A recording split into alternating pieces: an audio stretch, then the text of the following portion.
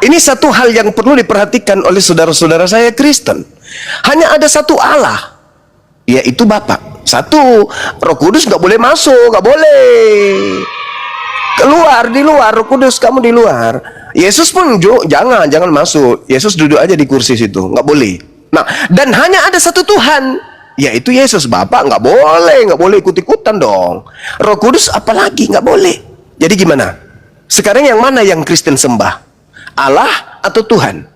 Tuhan yang satu Yesus, Allah yang satu Bapa. Yang mana yang Anda tuhankan? Maka muncul kemudian pemikiran-pemikiran tahayul, khurafat, penyembah-penyembah togut, mencampur adukan antara Yesus dan Bapa, lantas kemudian dicampur bumbu sedikit Roh Kudus, jadilah Trinitas, jadilah Tritunggal. Konsep ini hanya dianut oleh agama paganism, polytheism. Silakan Anda buktikan kalau apa yang saya uraikan ini adalah keliru. Hanya ada satu Tuhan bagi Kristen, yaitu Yesus, dan hanya ada satu Allah bagi Kristen, yaitu Bapa. Nanti akan semakin bingung kalau saya bertanya, Allah dan Tuhan bedanya apa? Saya kira begitu, saudara silakan. Semua. Silakan. Apa kabar saudara semua? Saya baik. Boleh saya tanggapi? Boleh, silakan. Kalau Bang Adi gimana, Bang Adi? Ya, silakan. Silakan saudara Rames.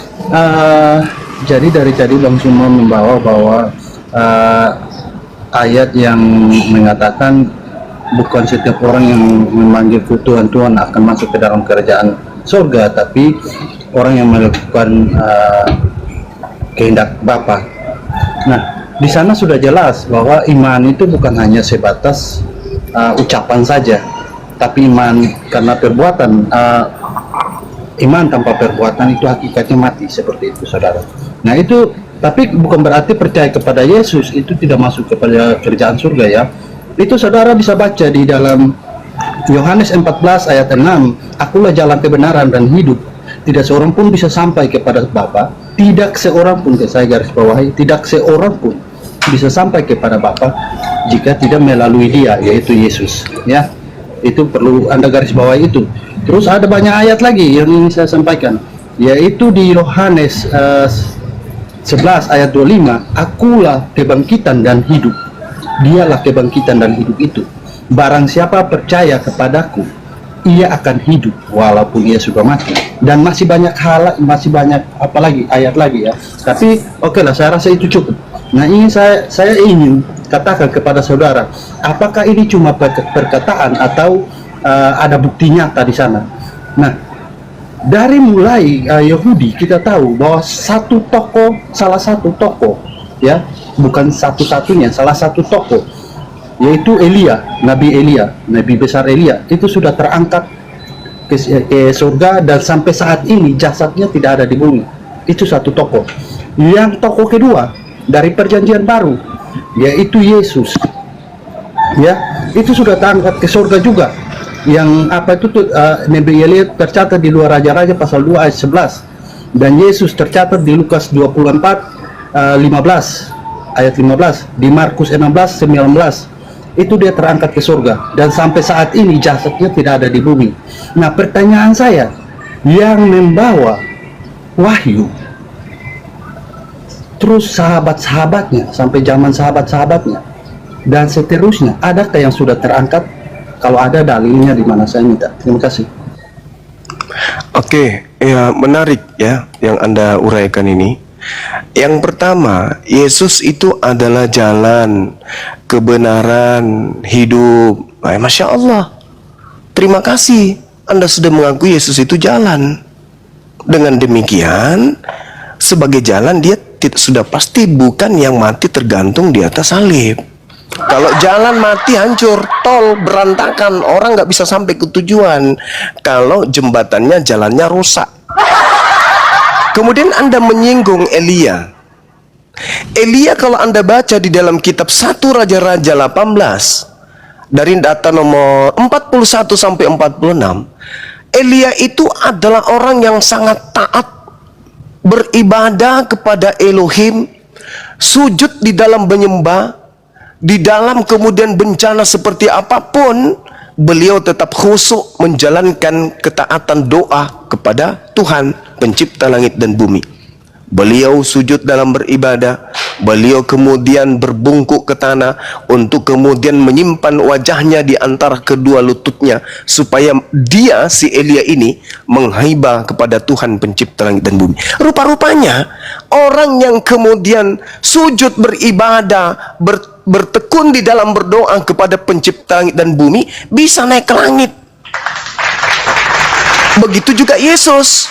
Artinya apa yang dipraktikkan hari ini oleh orang Islam sudah ada lebih dulu yang menjadi contoh, dan orang-orang ini terangkat ke langit. Sekarang zaman modern, sudah ada pilot, sudah ada rudal, ya, tapi belum ada penyembah Yesus yang naik ke langit ke surga.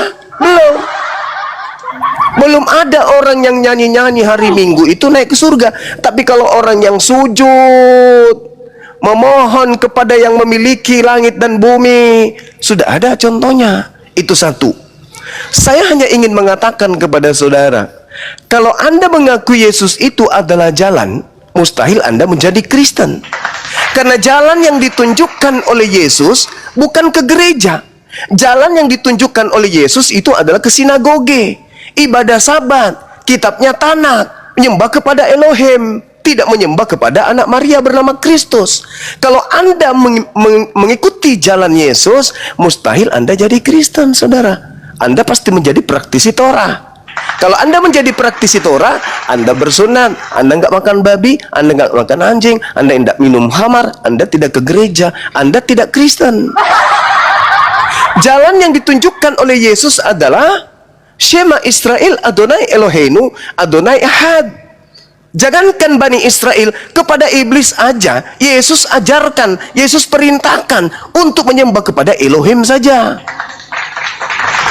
Sedangkan Kristen adalah satu kekuatan kelompok anak keturunan Adam yang mencoba untuk memblokade pencipta langit dan bumi, yaitu Elohim, agar bukan dia saja yang Tuhan, tetapi Kristus juga Tuhan.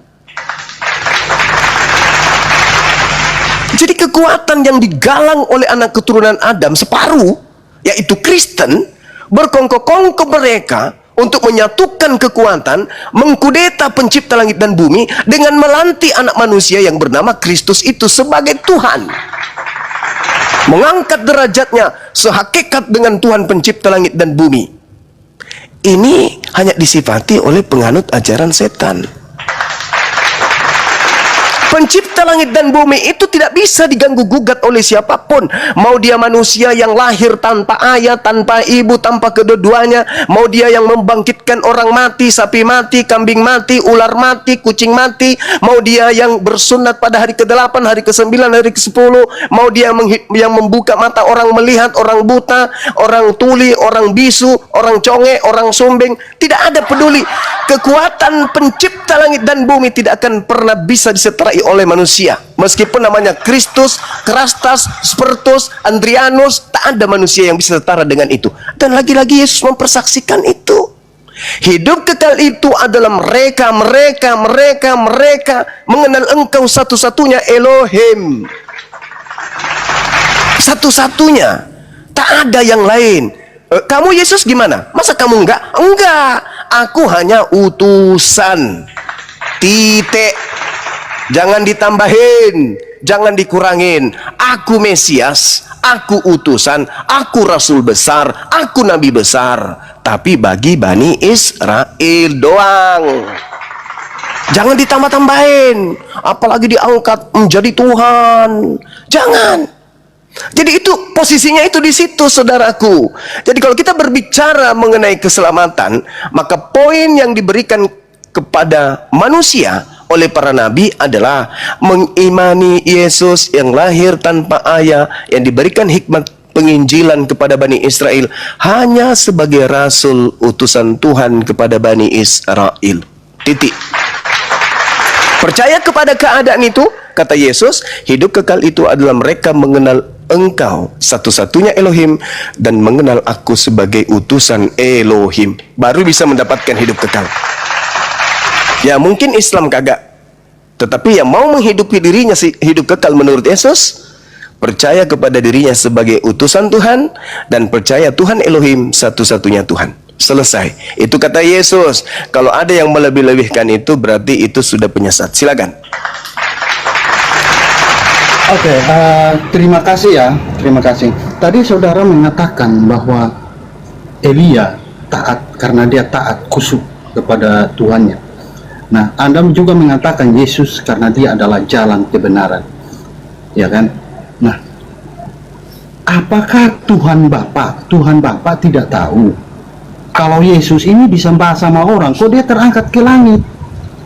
Nah, tadi saya bertanya kepada saudara, seharusnya saudara tunjukkan kepada saya dong, ya kan? Dalilnya di saudara bagaimana untuk menguatkan keimanan kita semua seperti itu. Nah, seharusnya saudara tunjukkan. Nah, oke lah, kita bergeser lagi ke tempat. Menurut saudara saya tempat beribadah. Nah, itu saudara mungkin tidak sempat membaca di Yohanes 4, ya. Yohanes pasal 4 itu sama seperti yang dikatakan oleh perempuan Samaria yang ketemu Yesus di sumur itu, yaitu di ayat 20-nya, ya. Itu perkataan Bang Suma sama seperti itu. Nah, ini padahal Yesus sudah berkata bahwa Allah itu roh dan barang siapa menyembah dia haruslah menyembahnya dalam roh dan kebenaran, ya. Jadi bukan bertempat lagi. Nah, tapi saya rasa mungkin saudara tidak membaca hal ini.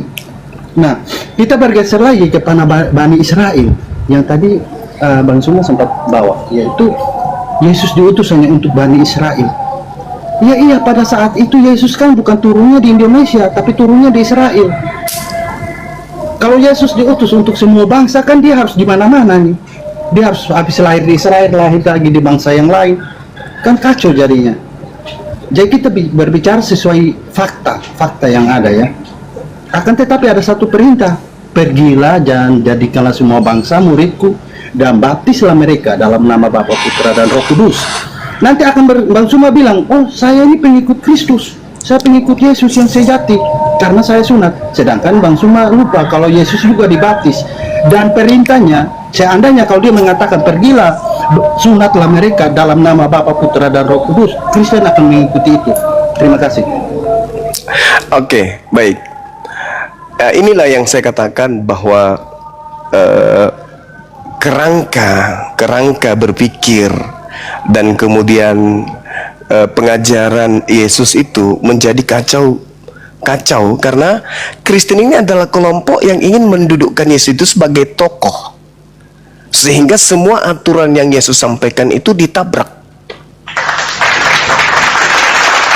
Saya kasih minimal 2. Yang pertama, Yesus berpesan kepada ke-12 muridnya. Matius 10 nomor 5 nomor 6. Yesus berpesan kepada ke-12 muridnya agar jangan ke bangsa lain, melainkan pergilah ke domba-domba yang sesat dari umat Israel. Itu yang pertama. Dikuatkan pengakuan Yesus sendiri, Matius 15:24, aku diutus hanya kepada domba yang sesat dari umat Israel. Dikuatkan lagi doanya Yesus di dalam Yohanes 17:9, aku berdoa bukan untuk dunia, aku berdoa untuk mereka Bani Israel. Itu yang pertama. Yang kedua, kepada mereka domba-domba Israel, orang-orang pilihannya Yesus, Yesus berpesan, waspadalah kepada penyesat yang datang kepadamu dengan memakai nama Yesus dan berkata, akulah Kristus. Berarti akan ada penyesat yang datang kepada murid Yesus, mengaku Yesus Kristus, dan menyesatkan banyak orang. Jadi kalau hari ini ada orang yang mengatasnamakan dirinya sebagai pengikut Kristus, pergilah ke seluruh dunia, jadikanlah seluruh bangsa menjadi muridku. Inilah yang diwaspadai oleh murid-murid Yesus. Inilah yang diwaspadai. Penyesat yang datang dengan memakai nama Yesus dan berkata, akulah Kristus, kepada aku telah diberi kuasa, pergilah ke seluruh dunia, jadikanlah seluruh bangsa menjadi muridku. Bertentangan terhadap pengajaran Yesus yang dia berkata, murid-muridnya melarang, Yesus melarang murid-muridnya ke bangsa lain atau ke bangsa orang Samaria, melainkan hanya kepada domba yang sesat dari umat Israel. Tiba-tiba ada yang mengaku Yesus Kristus keluar dari kubur dan mengatakan, pergilah ke seluruh dunia, jadikanlah seluruh bangsa menjadi pengikutku. Itu adalah dua oknum yang berbeda yang Yesus sudah nubuatkan, waspadalah kepada penyesat yang datang dengan memakai namaku. Jadi di dalam Matius 24 nomor 4 nomor 5, waspadalah kepada penyesat yang datang kepadamu dengan memakai namaku dan berkata, akulah Kristus. Dia akan menyesatkan banyak orang. Ini ucapan Yesus kepada pihak kedua muridnya. Kristen adalah pihak kelima. Siapa pihak ketiganya? Kristus palsu. Siapa pihak keempatnya? Yaitu nabi palsu. Siapa pihak kelimanya? Pengikut-pengikut nabi palsu yang menerima pengajaran dari si Kristus palsu. Jadi Yesus pihak pertama, Bani Israel muridnya, murid-murid pilihan adalah pihak kedua, kemudian Yesus palsu pihak ketiga, kemudian si Yesus palsu ini menunjuk rasulnya, menunjuk nabinya pihak keempat, dan nabinya kemudian memanggil semua bangsa menjadi pengikutnya. Pengikutnya ini adalah pihak kelima. Kristen pihak kelima, Paulus pihak keempat. Kristus yang datang kepada Paulus mengaku, akulah Kristus yang kau aniaya, adalah pihak ketiga. Dan murid-murid Yesus Bani Israel adalah pihak kedua, Yesus sendiri pihak pertama. Pihak kedua Yesus berkata, pihak pertama Yesus berkata kepada pihak kedua muridnya, waspadalah kepada penyesat. Pihak ketiga, penyesat yaitu pihak ketiga, mengaku Yesus Kristus. Nah, di mana Yesus menyinggung pihak keempat? Di dalam Matius 24 yang sama, data nomor 24. Sebab pihak-pihak ketiga, Yesus palsu, Kristus palsu, dan nabi-nabi palsu, tuh disebut di situ. Dan nabi-nabi palsu akan datang, akan banyak melakukan mukjizat dan menyesatkan orang-orang pilihan juga. Jadi kalau Anda sehari ini membawa nama Yesus, yang Anda bawa itu bukan nabi rasulnya Bani Israel, yaitu anak Maria, bukan, tapi Yesus Kristus yang datang kepada Paulus. Itulah yang Anda ikuti. Nah, karena kita berbicara mengenai jaminan keselamatan, yang Anda ikuti ini yaitu Yesus Kristus yang Anda kemudian bernubuat, mengusir setan, kemudian bermujizat pakai namanya. Ketika nanti di hari kebangkitan Anda dipertemukan dengan Yesus yang asli, Yesus yang asli menyangkal, aku tidak mengenal kalian. Yang kalian ikuti itu adalah si palsu, yang dulu murid-muridku aku minta mereka waspada kepadanya, tapi ternyata kalian yang terperangkap di dalamnya. Enyahlah daripadaku, aku tidak mengenal kalian, kalian semua adalah pembuat kejahatan. Demikian. Oke, terima kasih Bang Suma. Bang Suma, saya tidak tahu, mungkin lupa atau bagaimana, tapi Bang Suma tidak menjawab setiap apa yang saya tanyakan. Oh, ada pertanyaan. Sorry, silakan. Pertanyaannya apa? Ya, tapi tidak masalah, saya selesaikan dulu ya. Nanti saya ulang pertanyaan saya. Oke. Nah, saya tahu Bang Suma akan melarikan ini kepada bahwa rasul palsu itu adalah seorang rasul, yaitu Paulus. Saya tahu itu. Jadi walaupun Bang Suma belum sempat sampaikan, tapi saya udah bisa terka ini jatuhnya kemana. Nah, oke, saya akan tunjukkan kepada saudara saya ya. Kita harus tahu bahwa kitab Kisah Para Rasul itu bukan ditulis oleh Paulus, ya, tapi ditulis oleh Lukas. Nah, bagaimana mungkin seseorang yang apabila dia palsu dan tidak diakui disahkan oleh rasul-rasul yang lain, mana mungkin mereka menulis tentang dia? Kita bisa lihat di Kisah Para Rasul itu waktu pertama kali itu di Kisah Para Rasul 7 ayatnya yang ke-58, ya kan? Itu di sana kita bisa lihat bahwa Paulus itu awalnya Saulus, dia adalah orang yang jahat. Jadi dia dulunya sebelum bertobat dia adalah orang yang jahat. Tapi kita bisa lihat pertobatannya dia di Kisah Para Rasul 9. Masih di kitab yang sama, Kisah Para Rasul 9 ayat 1 sampai 19. Nah itu dia bertobat. Akhirnya dia bersama ini Barnabas. Itu di Kisah Para Rasul 19 ayat 19 sampai 30. Ya. Nah, dan banyak lagi. Ya, dan banyak lagi. Kita bisa lihat apa saja yang dilakukan Paulus setelah bertobat dan apa saja yang bisa dilakukan Paulus sebelum bertobat. Yaitu sebelum bertobat, Paulus itu seorang jahat, dia menganiaya pengikut Kristus dan dia tidak bermujizat, ya kan? Dia tidak bermujizat pada saat belum bertobat nih. Nah setelah bertobat dia sudah bisa berbuat mujizat. Nah mujizatnya apa saja? Yaitu di Kisah Para Rasul 19 ayat 11 sampai 12, yaitu sapu tangannya dia, bahkan kain bekas pakainya dia itu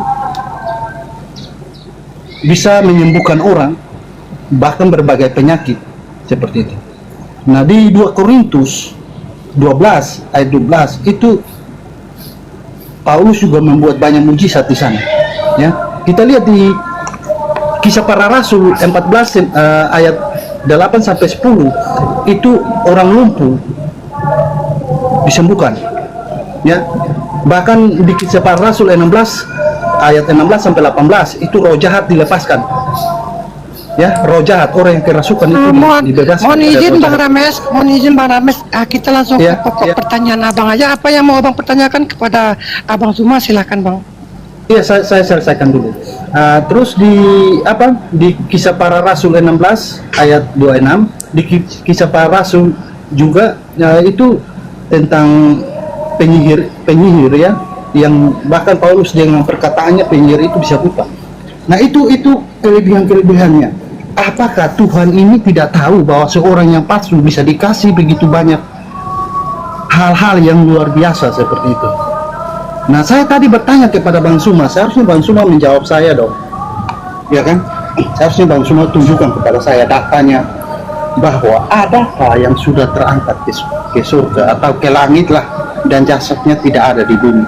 Ini terhitung dari yang bawa wahyu, karena tadi saya sudah bilang bahwa yang bawa wahyu yaitu Yahudi saya sudah akui. Karena apa? Yahudi kebenarannya salah satunya tokoh utama yaitu Nabi Elia, Nabi besar Elia sudah terangkat ke surga. Itu pertanyaan saya sangat sederhana.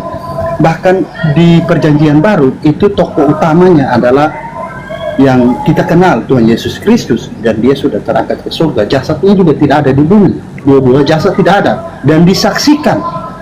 Nah saya minta saudara saya ini tunjukkan kepada saya, mulai dari yang bawa wahyu di Bapak Imani sampai ke zaman sahabat-sahabat dan seterusnya, adakah yang sudah terangkat ke surga atau ke langit dan jasadnya tidak ada di bumi? Kalau ada, datanya di mana? Itu yang saya minta. Terima kasih. Oke, itu pertanyaannya. Al-Quran Surah An-Nisa ayat 158. A'udzubillahi minasyaitonirrajim. Barrafa'ahullahu ilaihi wa kana Allahu azizan hakima. Yang terangkat ke langit itu Nabi Isa alaihi salam, Nabi kami yang datang ke tengah-tengah Bani Israel. Itu tanpa melalui kematian, lengkap jasad terangkat ke langit. Udah ya. Nah, kemudian ketika Anda menceritakan tentang mujizat-mujizat Paulus, justru menggenapi nubuatan. Matius 24 nomor 24, Kristus palsu dan nabi palsu akan datang dan akan banyak melakukan mukjizat. Sekiranya dengan mukjizat itu dia akan menyesatkan orang-orang pilihan juga. Ingat saudara, ketika Anda bertanya kepada saya, apakah Allah itu tidak tahu? Bagaimana mungkin penyesat seperti dia ini kemudian diberikan kekuatan mujizat seperti itu? Ingat, jangankan Paulus, Yesus aja berapa kali kemudian ya dicoba dan diperlihatkan keluarbiasaan iblis kepadanya. Yesus dibawa ke gunung yang paling tinggi. Apakah itu bukan satu mujizat? Mujizat dalam arti kata hal yang luar biasa. Dibawa kemudian di padang gurun, dibawa kemudian di atas bumbungan bait suci. Bahkan dikatakan iblis kepada Yesus, "Hei Yesus, kalau kau menyembahku, aku akan memberikan segala kemegahan dan kemuliaan dunia. Kuasa dunia akan aku berikan kepadamu, sebab aku berhak dan berkuasa memberikan kepada siapapun yang aku kehendaki. Itu kata iblis. Jadi kalau Yesus mengatakan, bukankah kami bermukjizat dengan memakai namamu? Artinya orang-orang yang diusir Yesus, yang bermukjizat ini, itu adalah bermukjizat, melakukan sesuatu yang luar biasa karena iblis bersamanya. Iblis itu jago, Bung. Yesus yang Anda tuhankan aja diobok-obok sama dia. Iblis mengatakan apa di dalam Lukas 4, Matius 4? Kalau kau menyembahku, kalau kau tunduk kepadaku, kalau kau serahkan dirimu kepadaku, maka segala kuasa dunia akan aku berikan kepadamu. Ayo. Iblis akan mempersenjatai utusannya ke bumi, di mana utusannya itu dipakai untuk mengajak orang menyembah kepada Sibilis Isis. Jadi kamu jangan heran ketika Paulus kemudian banyak bermukjizat, itu justru menggenapi nubuatan si nabi palsu. Kalau Anda mengatakan dia bukan nabi, maaf, di dalam Kisah Para Rasul 13 nomor 1, Saulus itu nabi. Ada beberapa nabi di Antioquia, di antaranya adalah Saulus. Kenapa di situ disebut nabi oleh kitab saudara, oleh Lukas dalam catatannya Kisah Para Rasul? Ingat saudara, Lukas itu adalah asisten pribadinya Paulus. Di mana itu tertulis? Ya di kitab Anda sendiri. Apa yang diterangkan kemudian di sana? Dia mengatakan bahwasanya Lukas ini adalah orang yang paling dekat, dan Lukas sendiri yang diminta oleh Paulus untuk kemudian mencari dan menemukan Markus. Di dalam 2 Timotius 4 nomor 11, apa kata Paulus? Hanya Lukas yang tinggal dengan aku. Jemputlah Markus dan bawalah dia ke sini, karena Markus itu pelayanannya penting bagiku. Jadi ada dua asisten Paulus itu yang mensuplai kemudian buku kekristen. Yang pertama Lukas mensuplai buku Lukas dan juga Kisah Para Rasul. Yang pertama asisten kedua bernama Markus yang mensuplai buku Markus kepada kalian. Agar dipahami. Jadi Paulus mengatakan hanya Lukas yang tinggal dengan aku, jemputlah Markus. Nah, jemput Markus supaya Lukas dan Markus menjadi asisten untuk mencatat apa-apa saja yang penting untuk kerasulan dan kenabian Paulus. Ini penting untuk Anda pahami. Jadi sekali lagi saya katakan, ketika Anda bangga dengan mukjizat-mukjizat Paulus, justru itu terima kasih telah menggenapi nabi palsu yang datang lengkap dengan mukjizat, sekiranya mungkin menyesatkan orang pilihan juga. Saya kira begitu, silakan. Oke, terima kasih Bang Suma, luar biasa ya jawabannya. Oke, terima kasih. Saya minta tadi, mungkin karena Bang Suma kurang dengar atau bagaimana, atau mungkin karena terlalu banyak sehingga Bang Suma lupa apa kalimat saya, tapi saya ulangi lagi. Saya kan tadi minta mulai dari yang membawa wahyu, tapi Bang Suma membawakan saya yaitu buktinya Isa. Nah, saya ingin tahu antara Isa dengan yang membawa wahyu ini apakah sejaman, lebih dahulu atau sejaman atau bagaimana? Itu perlu saya tahu. Atau mungkin setelah yang membawa wahyu ada baru Isa muncul atau bagaimana? Itu yang perlu saya tahu. Nah, itu poin pertama. Yang kedua, saudara mengatakan bahwa Rasul Paulus itu sudah menggenapi nubuatan bahwa akan datang penyesat-penyesat yang memakai nama Yesus seperti itu. Nah, tapi lagi-lagi saudara tidak bisa membuktikan hal itu secara clear ya, biar kita tahu semua. Nah, di satu sisi saudara harus tahu bahwa semua rasul dari ke-12 rasul itu mengakui kerasulan Paulus, ya. Nah, di suatu sisi saudara memakai perkataan Lukas untuk menjadi satu landasan kokoh untuk saudara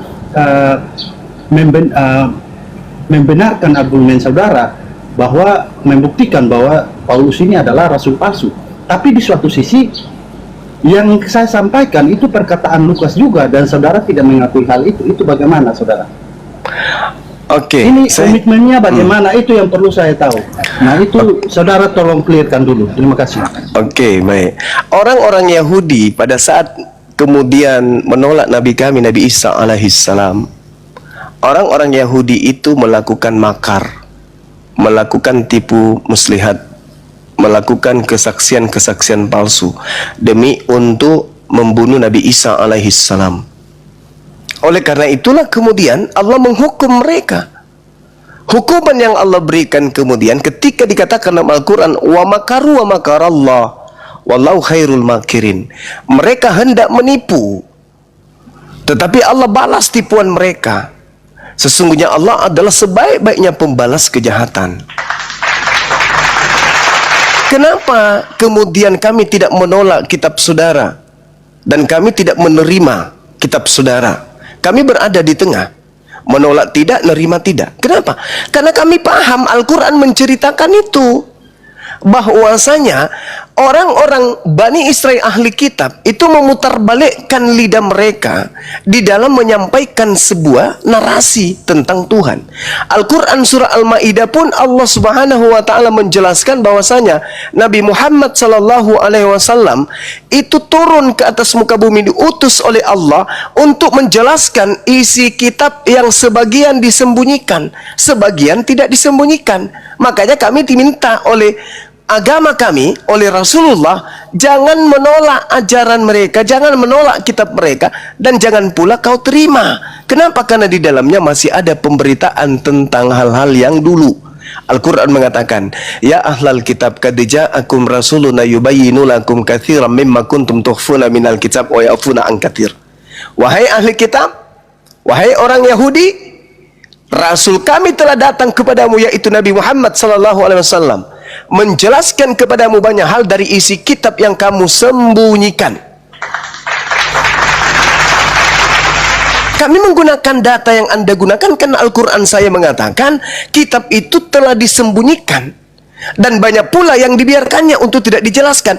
Kalau kitabnya disembunyikan dan Lukas, Markus, Matius, Yohanes, Paulus adalah penyelidik atau peneliti daripada berita peristiwa yang terjadi pada masa itu, berarti informasi dari kitab yang disembunyikan itu, mau tidak mau, baunya, aromanya masih ada di dalam Bible, karena dituliskan oleh wartawan hasil penyelidikan. Berarti apa yang disembunyikan oleh mereka ahli kitab yang kemudian diterangkan oleh Al-Quranul Karim oleh Nabi saya, pasti ada setidaknya kesamaan.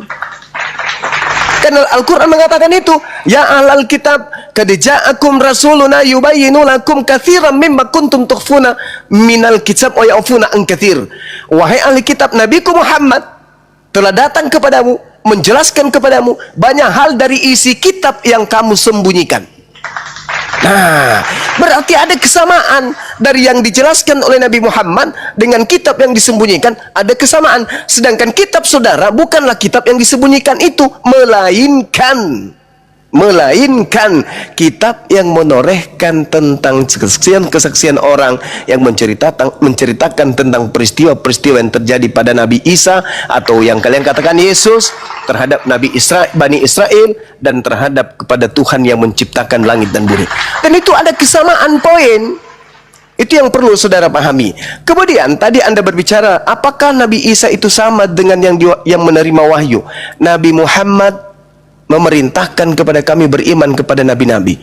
Tidak sempurna iman kami kalau kami tidak beriman. Kami beriman kepada Nabi Isa alaihissalam yang kalian sebut Yesus. Di dalam Al-Quran dikatakan, barrafa'ahullahu ilaihi wa kana Allahu azizan hakima. Allah mengangkat Nabi Isa, Nabi kami. Anda kan bertanya siapa yang diangkat? Nabi Muhammad mengatakan Nabi kita, Nabi Isa alaihissalam itu diangkat. Lalu jauh daripada itu, Al-Quran mengatakan apa? wala tahsabanna alladhina qutilu fi sabilillahi amwata bal ahya inda rabbihim yurzaqun. Ali Imran ayat 69. Jangan kau mengira bahwa orang yang wafat, orang yang gugur di dalam jalan Allah itu mati. Tidak. Mereka hidup. Mereka hidup, mereka memperoleh rezeki di sisi Tuhannya. Tuh, kata Al-Quran saya.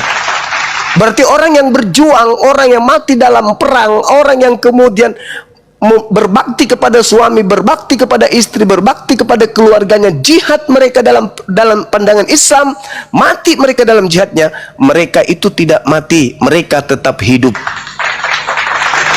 Berarti boleh saya katakan seluruh umat Islam yang sudah meninggal dunia itu masih hidup. Al-Quran yang mengatakan itu, surah Ali Imran ayat 169. Nah, sekarang saya ingin tahu dari saudara, karena ini berbicara mengenai keselamatan.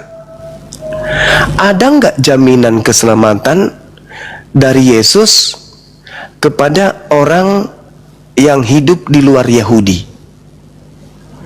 Karena Yesus hanya mengatakan begini di dalam Yohanes 10:27. Aku mengenal muridku, mereka mengenal aku,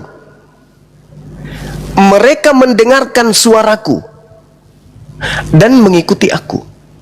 Orang Kristen ini apa satu sama dengan Yesus pernah mendengarkan suara Yesus?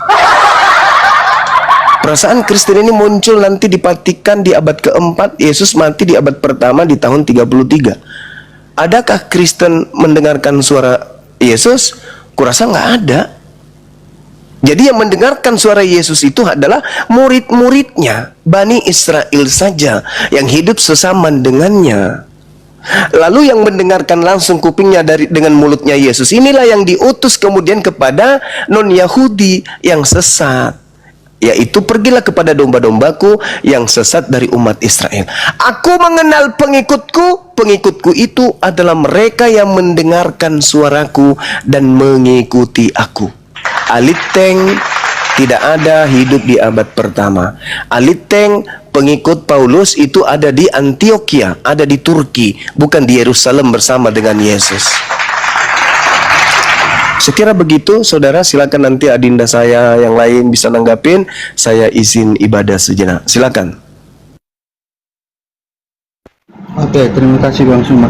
Tadi jawaban Bang Suma tentang Isa itu datang di zaman apakah yang sesuai dengan pertanyaan saya, yaitu di zaman sebelum Rasul atau sesudah Rasul itu suaranya sempat hilang, jadi saya tidak sempat mendengar ya.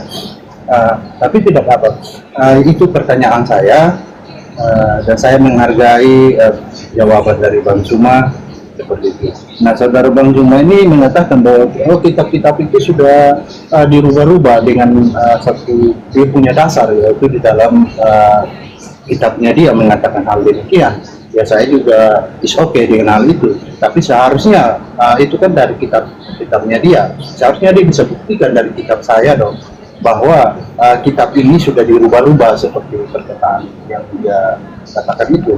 Karena kita tidak boleh mengklaim dari satu kitab saja seperti itu. Seharusnya seperti itu. Nah, terus Bang Suma mengatakan bahwa apakah Kristen mendengar suara Yesus? Nah, yang dimaksud dengan suara itu apa? Suara itu sebagai baik lisan maupun tulisan seperti itu, Bang Suma.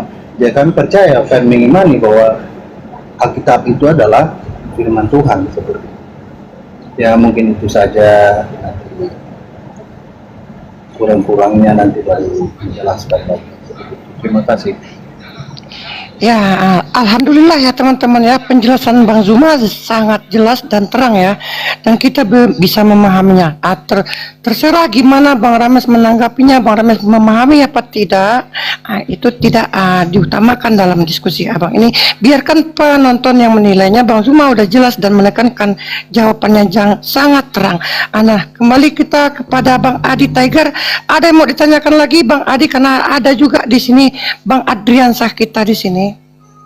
Aku sapa dulu Banyak ya, saya pamit turun dulu ya, makasih ya udah. Oke, siap. Bang Ardi, assalamualaikum warahmatullahi wabarakatuh. Waalaikumsalam warahmatullahi wabarakatuh. Lanjut. Oke, siap. Bang Adi. Ya, Bang Adi. ya. Iya, ini ada Bang Ardiansah, silakan. Silakan bantu Mi. Aku ada yang mau diselesaikan bentar. Lanjut. Oke. Bang Adi, atau tetap dengan tema yang sama atau kita ganti tema karena narasumber dari Islam. Gimana Bang Adi? Gurunda kemana? Gurunda kemana? Itu sholat bentar Bang. Sholat. Oh gitu. Boleh. Silakan. Ngikut aja saya. Oke Bang Adi, atau Bang ganti Ramis tema? tadi mana? Bang Ramis tadi mana? Oh, mencret ya Bang, gitulah Bang kira-kira ya Bang. Gini Bang Adi, atau kita ganti tema atau konsep keselamatan tersebut, atau kita bahas karena ini ada Abang Ardiansah ya yang memahami tentang kitab suci, atau kita ke tema mana kitab yang asli suci atau yang tidak, gimana? Yang mudah aja bagi dia. Kasihan kalau yang berat. Oh siap Bang. Atau boleh Abang yang menentukan temanya, silahkan Bang Adi. Ya, tanya dia aja. Mau tema ketuhanan atau gimana tuh? Iya, Gimana? temanya tetap aja konsep keselamatan gitu Kak Mikana. Oke, Dari sana siap. nanti baru kita meluas ke yang mana. Bang Ardi, Nah, gitu. sepertinya Bang Adi ini masih ragu dengan keselamatannya, makanya itu mulu yang dari tadi. Lanjut Bang Ardi. Alhamdulillah mulai ragu Kan dia yang keselamatan. dipahami dengan baik itu dia Bang Singa. Ya, silakan Iya, Bang iya. Adi. Lanjut Bang Ardi. Ya. A'udzubillahi minasyaitonirrajim. Bismillahirrahmanirrahim. Assalamualaikum warahmatullahi wabarakatuh teman-teman semuanya. Waalaikumsalam warahmatullahi wabarakatuh. Lanjut. Berbicara mengenai konsep keselamatan, tentunya saya akan membawa ayat-ayat dari Al-Quran ya, karena konsep keselamatan Islam tuh sumbernya dari Allah Subhanahu wa taala, firman Allah Subhanahu wa taala yang ada di dalam Al-Quran. A'udzubillahi minasyaitonirrajim. Bismillahirrahmanirrahim. Innal ladzina kafaru min ahlil kitabi wal musyrikina fi nari jahannam khalidina fiha ulaika hum syarrul bariyah. Apa kata Allah di dalam surat Al-Bayyinah tersebut? Kata Allah, sungguh orang-orang yang kafir dari golongan ahli kitab dan orang-orang musyrik atau orang-orang yang menyekutukan Allah ya, musyrik ya, itu akan dimasukkan oleh Allah Subhanahu wa taala ke dalam neraka jahanam. Kata Allah gimana selanjutnya? Ulaika hum syarrul bariyah. Mereka itu adalah sejahat-jahatnya makhluk. Mereka itu kekal abadi. Fi nari jahannam khalidina fiha. Kekal. Ingat, orang-orang kafir dari golongan ahli kitab ataupun orang-orang musyrik yang menyekutukan Allah Subhanahu wa taala atau yang menyembah selain Allah akan dihukumi kekal oleh Allah. Mau nggak mau, terima nggak terima, itulah konsekuensinya nanti. Kemudian bagaimana kata Allah Subhanahu wa taala selanjutnya? Innal ladina amanu, sesungguhnya orang-orang yang beriman, wa amilus solihati, dan mengerjakan amal-amal soleh atau amal-amal baik, ulaika hum khairul bariyah, mereka itu adalah sebaik-baiknya makhluk. Dijawab sama Allah lagi, jazaohum 'inda rabbihim jannatu 'adnin tajri min tahtihal anhar khalidina fiha abada. Balasan mereka di sisi Tuhan mereka ialah surga Adnin yang mengalir sungai-sungai di bawahnya. Mereka kekal abadi selama-lamanya. Allah ridho terhadap mereka. Radhiyallahu anhum wa radu'an. Dzalika liman khasyya rabbah. Yang demikian itu adalah balasan bagi orang yang takut kepada Tuhannya. Ingat, janji Allah ini nyata. Janji Allah ini akan tepat pada waktunya nanti kelak di akhirat. Sebelum Anda mengalami kematian, bertobatlah kepada Allah Subhanahu wa taala. Karena Yesus hanyalah jalan, akulah jalan keselamatan. Hanya jalan, bukan tujuan. Yesus hanya jalan. Jalan untuk siapa? Untuk Bani Israel. Matius 15:24. Dia diutus hanya kepada domba yang hilang dari umat Israel. Dari domba-domba yang hilang dari umat Israel. Dan Yesus melarang murid-muridnya untuk menyimpang ke jalan bangsa lain. Matius 10 nomor 5-6. Silakan Bang Adi. Ya, terima kasih Bang.